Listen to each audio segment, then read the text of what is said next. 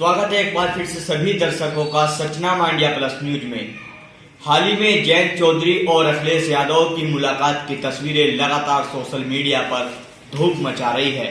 कार्यकर्ताओं में एक बार फिर से दोनों नेताओं ने जोश भर दिया है और आगामी लोकसभा चुनाव 2024 को लेकर एक नए जोश के साथ कार्यकर्ताओं को मैसेज देने की कोशिश की गई है और कार्यकर्ताओं को आदेश जारी कर दिया गया है कि सब एक साथ मिलकर मैदान में धूम मचाने की शुरुआत जो है वो शुरू कर दी जाए। हमारे साथ इस गठबंधन को लेकर चर्चा करने के लिए गठबंधन के विधायक अनिल कुमार जी मौजूद हैं। विधायक जी बहुत बहुत स्वागत है। धन्यवाद।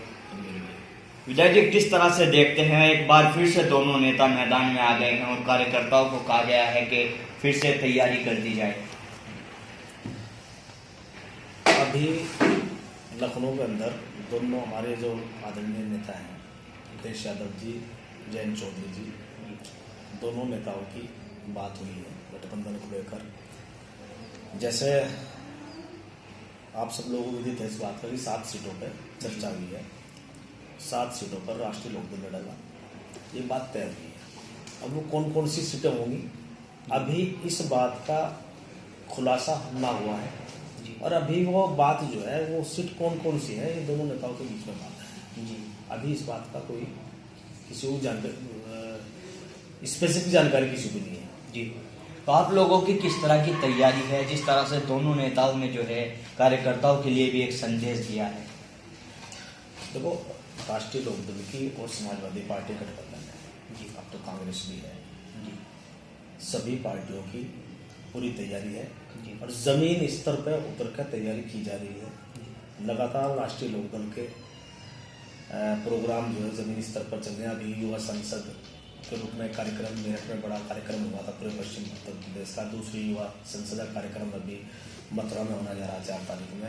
उससे पहले भी तमाम गाँव में भी जाने का कार्यक्रम जो है राष्ट्रीय लोकदल का पहले से ही चल रहा है कार्यक्रम। उसमें भी गांव-गांव में हमारे जो पार्टी के राष्ट्रीय अध्यक्ष आदरणीय चौधरी जयंत जी वो लगातार गांव में जा रहे हैं, सभी लोगों से संपर्क कर रहे हैं और पार्टी के लोग जितने भी हैं जिम्मेदार कार्यकर्ता हैं, पदाधिकारी, वो अपने स्तर से सभी गाँव में जाकर जो है पार्टी प्रचार प्रसार में लगे हुए हैं, अपने संगठन को मजबूत कर रहे हैं। पूरा जिले का संगठन हमारा मजबूत है, सेक्टर का हमारा बन चुका है, बूथ कमेटी पे हमारे यहाँ काम चल रहा है और मजबूत तरीके से अपने संगठन को मजबूत करने का काम कर रहे हैं। क्या वो मुद्दे हैं जो आप जनता के बीच लेकर जा रहे हैं, जिस तरह से दोनों नेता एक बार फिर नए जोश के साथ दिखाई दे रहे हैं? देखो, ऐसा है, हम तो चाहते हैं कि मुद्दों पर चुनाव हो। मुद्दे तो इतने हैं ज़मीन पे कि जब से भारतीय जनता पार्टी की सरकार आई है सेंटर में 10 साल हो गए,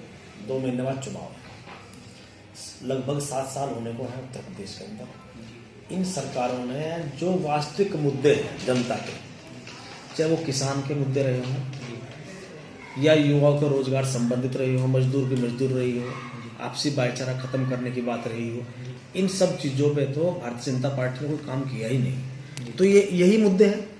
ये जो कि मुद्दा चुनाव में वही होना चाहिए जो आम आदमी से जुड़ता हो, जिससे आम आदमी प्रभावित होता हो और आम आदमी जिससे प्रभावित होता है। आज महंगाई सबसे बड़ा मुद्दा है, महंगाई पे कोई चर्चा नहीं कर रहा है। तो ये सब जमीन पे तो मुद्दे हैं, लेकिन भारतीय जनता पार्टी कहीं ना कहीं इन मुद्दों को जो है जनता के बीच से भ्रमित करना चाहती है धर्म के आधार पर जी। तो ये बड़ा सवाल है। आज जो है ना, हम आज जो है देश के जो वोटर है जी, वोटर को वोटर के रूप में काम करना पड़ेगा, वोटर के रूप में वोट करना पड़ेगा, ना कि धार्मिक मुद्दों का आधार पर वोट ना करें, अपने मुद्दों का आधार पर वोट करें जी। आपने जिस तरह से अभी मुद्दों की बात की है, धार्मिक मुद्दों की आपने बात की है, राम मंदिर का जो है मूर्ति स्थापना आज हुई है, जिस तरह से कार्यक्रम बेहद उत्साहित जो है लोग नजर आ रहे हैं, क्या लगता है भारतीय जनता पार्टी जिस तरह से इस बड़े कार्यक्रम को कराया है और विपक्ष का लगातार आरोप है कि भारतीय जनता पार्टी इस मुद्दे को भुनाना चाहती है, तो कितना असर आज जो मूर्ति स्थापना हुई है उसका देखने को मिलेगा आगामी चुनाव में? देखो, प्रभु श्री राम जो है सभी के आस्था के प्रतीक है, सभी लोग उनको मानते हैं और आज प्रभु श्री राम की मूर्ति की स्थापना हुई, प्राण प्रतिष्ठा हुई है। जी इस बात के लिए मैं बधाई भी देता हूँ तमाम सभी उनके अनुयायियों को, तमाम उनके जब सभी परम भक्त हैं। जी लेकिन इसमें ये कार्यक्रम जो है प्राण प्रतिष्ठा का तो जरूर हुआ है, लेकिन इसमें कहीं ना कहीं भारतीय जनता पार्टी ने बहुत बढ़ चढ़कर हिस्सा लिया है। एक राजनीतिक प्रोग्राम बना दिया। जी मंदिर की स्थापना हो, सुप्रीम कोर्ट के आदेश पर मंदिर बन रहा है, सरकार किसी की भी होती है। जी अगर सरकार मान लो 1% सेंटर में कांग्रेस की होती है या किसी और दल की होती है, जी या उत्तर प्रदेश में भारतीय जनता पार्टी सरकार के अलावा कोई और सरकार होती, जी तो सुप्रीम कोर्ट के आदेश की अवहेलना कौन कर देता? जी मंदिर उन्हें बनाना पड़ता, जी प्राण प्रतिष्ठा उनको भी करनी पड़ती है। जी लेकिन भारतीय जनता पार्टी ने ये प्रोग्राम पूरा राजनीतिक प्रोग्राम बना दिया। जी और जो है हमारा तो ये कहना है भाई आप मंदिर बनाओ, कोई दिक्कत नहीं है, हमें जी। मंदिर से कोई ना कोई दिक्कत है, जी ना कोई परेशानी है, मंदिर बने, लेकिन वो राजनीतिक केंद्र ना बने, जी राजनीतिक केंद्र ना बने। जी जो आम आदमी के जो मुद्दे हैं, जी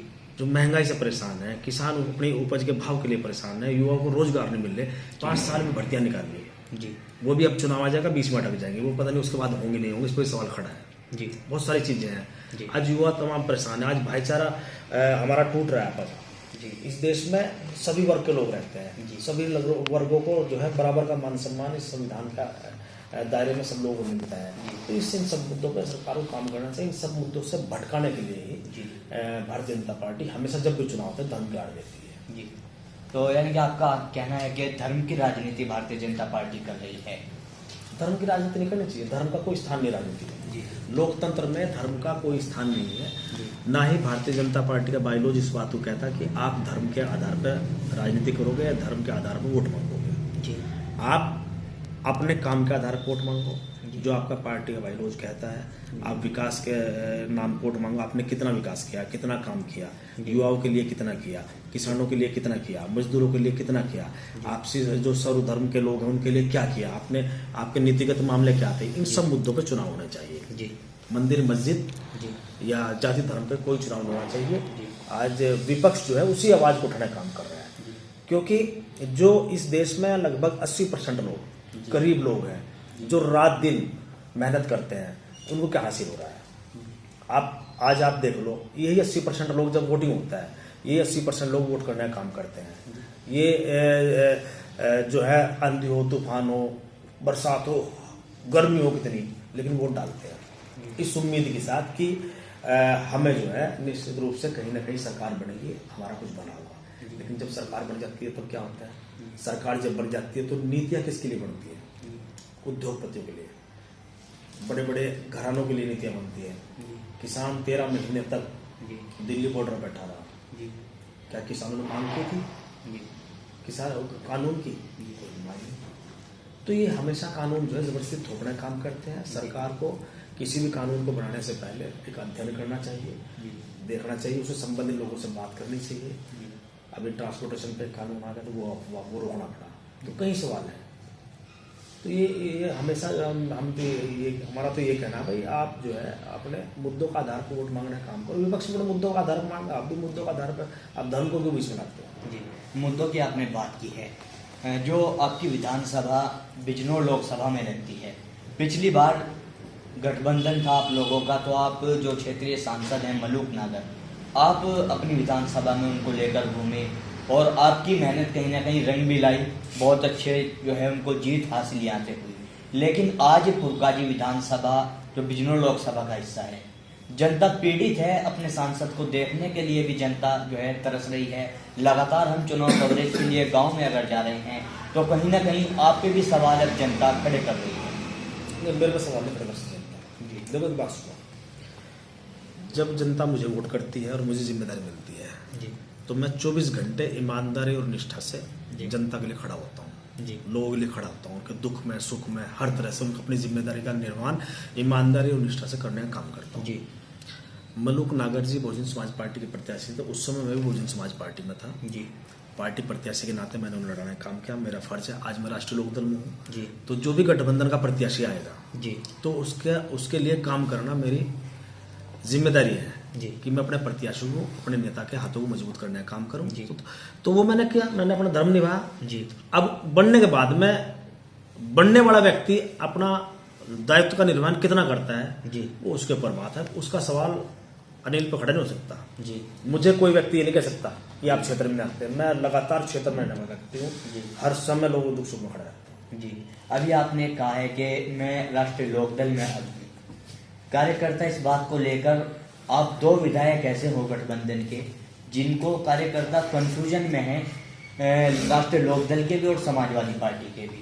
आप भी समाजवादी के पार्टी के नेता हैं और विधायक आप गठबंधन के बने हैं, लेकिन आजकल आपकी गाड़ी पे झंडा केवल राष्ट्रीय लोकदल का नजर आ रहा है। तो क्या कहना चाहोगे, कैसे इस कंफ्यूजन को कार्यकर्ताओं के आप दूर करना चाहोगे? देखो ऐसा है, राष्ट्रीय लोकदल का और समाजवादी पार्टी का गठबंधन है और ये गठबंधन 2019 से लगातार चल रहा। 19 में रहा, 22 में रहा, अब 24 में भी है। और ये गठबंधन के हमारे नेताओं ने ही तय किया था। हालांकि मैंने समाजवादी पार्टी ज्वाइन की थी, ये सच्चाई है जी। 20 जनवरी 2020 को मैंने समाजवादी पार्टी ज्वाइन की थी। लेकिन जब सीटों का बंटवारा हुआ, दोनों पार्टियों का गठबंधन है, दोनों पार्टियों के नेताओं ने तय किया कि फला फला सीट, ये सीट जो है जी यहाँ लोकदल का चुनाव चिन्ह रहेगा। तो दोनों नेताओं ने तय करके हमने राष्ट्रीय लोकदल के सिंबल में चुनाव लड़ा, जीत हासिल की। जी लेकिन उसमें कोई ऐसा सवाल पैदा नहीं होता जो आप कह रहे हैं। जी समाजवादी का और लोकदल का कुछ नहीं जी। है। हम लोग गठबंधन के विधायक, आज भी हमारा गठबंधन, हम गठबंधन के एमएलए हैं ना। मेरे क्षेत्र में कोई बात है नहीं, ना मुझे कोई समाजवादी कार्यकर्ता इस बात को कहता। जी। मेरे लिए समाजवादी के छोड़ो, चाहे मेरे पास को भाजपा उड़ा जाए, मैं तो सब काम कर दूं अगर मेरे पास से कोई काम है। जी। लेकिन मेरे यहाँ सबका सम्मान है। समाजवादी पार्टी के मौजूदा जो जिलाध्यक्ष हैं, उन्होंने तो आप पे आरोप भी लगाया है कि आप समाजवादी पार्टी के कार्यकर्ताओं के फोन तक नहीं उठाते हैं, उनकी बात नहीं सुनते हैं, काम नहीं कराते हैं। किसी मेरे क्षेत्र के आदमी ने आपको बात ये कही? जी। किसी मेरे क्षेत्र के व्यक्ति ने कोई बात कही कि अनिल किसी का फोन उठाता? मैंने रात को 12 बजे फोन उठा, कल रात को मेरे पास 1 बजे टेलीफोन आया था, मैंने 1 बजे टेलीफोन उठा के उसका फोन किया थाने में। जी। तो ये आरोप गलत है। जी। अगर कोई फोन ही नहीं कर रहा तो मैं क्या कर सकता हूँ भाई? जी। आरोप लगाने वाले ही मुझे कितना फोन करें? जी। उन्होंने कोई मुझे फोन किया आज तक? जी। उन्होंने ये कहा हो विधायक जी पार्टी में, मान लो हम गठबंधन के विधायक हैं, जी। समाजवादी के भी हैं, लोकदल के भी हैं, जी। ठीक है, हमारे दोनों आदरणीय नेता, हम दोनों का पूरा सम्मान करते हैं। लेकिन जनपद के जो जिलाध्यक्ष हैं, दोनों की बात कर रहा हूँ, सामंजस्य तो उन्हें बिठाना पड़ेगा। कोई कार्यक्रम है संयुक्त रूप से, जी। आप बुलाओ, जी। अध्यक्ष जी मुझे फोन करें, अगर नहीं मैं कार्यालय में जाऊंगा तब बताना, जी। ठीक है। और मान लो जो है कोई लोकदल के जिलाध्यक्ष समाजवादी के व्यक्ति को फोन करता हूँ, जाना चाहिए तो हमारा दोनों दलों का गठबंधन। लेकिन आप किस तरह से देखते हैं, जिस तरह से आप पे भी यहाँ पे समाजवादी के जिलाध्यक्ष आरोप लगाते हैं, लेकिन आपके जो दोनों राष्ट्रीय नेता हैं वो कहते हैं कि कार्यकर्ताओं को एक होना होगा, लेकिन मुजफ्फरनगर में जिस तरह की स्थिति अभी भी दोनों पार्टी के कार्यकर्ताओं में लगातार सामने आती है। कोई बात नहीं है, थोड़ा बहुत तो देखो घर में चलता है, कोई इतनी बड़ी बात नहीं है। जी। ठीक है, जब चुनाव होगा जी। भारतीय जनता पार्टी को धता बनाने का काम करेंगे, ठीक है। बिजनौर हो, मुजफ्फरनगर हो, कैराना हो, ये हमारे अपने प्रभाव क्षेत्र की सीट है, हमारे मंडल की सीट है जी। तीनों सीटें गठबंधन बजाएंगे। आज लिख लो इस बात को। जी। और इसमें सबसे बड़ा फैक्टर दलित समाज होगा। जी। दलित समाज निश्चित रूप से इस बार गठबंधन प्रत्याशी को वोट करेगा, अपना संविधान बचाने के लिए, जी। अपना आरक्षण बचाने के लिए, जी। इस देश का लोकतंत्र बचाने के लिए। जी। और बड़ा फैक्टर होगा इसमें। क्या मैसेज देना चाहोगे दोनों पार्टी के कार्यकर्ताओं को, जिस तरह से राष्ट्रीय नेताओं के आदेश हैं और यहाँ पे मनमुटाव की स्थिति है, आप अपनी तरफ से किस तरह की पहल करना चाहोगे? देखो मेरा तो यही है, मैं खाली अपने पार्टी कार्यकर्ताओं के साथ साथ मैं तमाम सभी सम्मानित मतदाताओं से अपील करना चाहता हूँ आपके इस चैनल के माध्यम से। जब लोकतंत्र के इस पर्व में जब वोटिंग का समय हो जी। तो वोट जो है ना, वोटर बनकर करें, जी। मतदाता बनकर करें। जी। धार्मिक आडंबर के आधार पर वोट न करें, हिंदू मुस्लिम के आधार पर वोट न करें, जी। अपने मुद्दों के आधार पर वोट करें, जी। अपने देश के लोकतंत्र को बचाने के लिए वोट करें, अपने अधिकारों को संरक्षित रखने के लिए वोट करें, कहाँ हमारा मान सम्मान होता है, इन सब बातों का ध्यान रख के वोट करें। धर्म हमारा पर्सनल मैटर है। जी। हम किस भगवान को मानते हैं, किसको नहीं मानते, वो सब हमारा पर्सनल मैटर है, उसका राजनीति से कोई मतलब नहीं है। धर्म के आडंबर से बाहर निकल कर मुद्दों का आधार पर, हमारी अपनी आवश्यकताओं का आधार पर वोट करने का काम करें। बस मेरा ये अनुरोध है। विधायक जी, टाइम देने के लिए बहुत बहुत धन्यवाद आपका। तो हमारे साथ में गठबंधन के विधायक मुजफ्फरनगर की पुरकाजी विधानसभा से अनिल कुमार जी मौजूद थे, जो पूरे गठबंधन को लेकर जानकारी दे रहे थे। और इस इंटरव्यू के दौरान भारतीय जनता पार्टी पर भी इन्होंने निशाना साधा है और राम मंदिर की जो मूर्ति स्थापना का आज कार्यक्रम था उसको लेकर भी इन्होंने बातें कही हैं और कार्यकर्ताओं को एक साथ लाने के लिए भी इन्होंने एक मैसेज देने की आज हमारे चैनल के माध्यम से कोशिश की है। लेकिन देखना होगा आने वाले समय में किस तरह की तस्वीरें गठबंधन को लेकर मुजफ्फरनगर में सामने आती हैं। अभी तक की तस्वीरों की अगर बात की जाए, मनमुटाव की स्थिति लगातार कार्यकर्ताओं में दोनों पार्टियों के लगातार बनी हुई है। मैं अपने सहयोगी शिवम जहांगीर के साथ Tanveer Malik, Sachnama India plus news, Muzaffarnagar.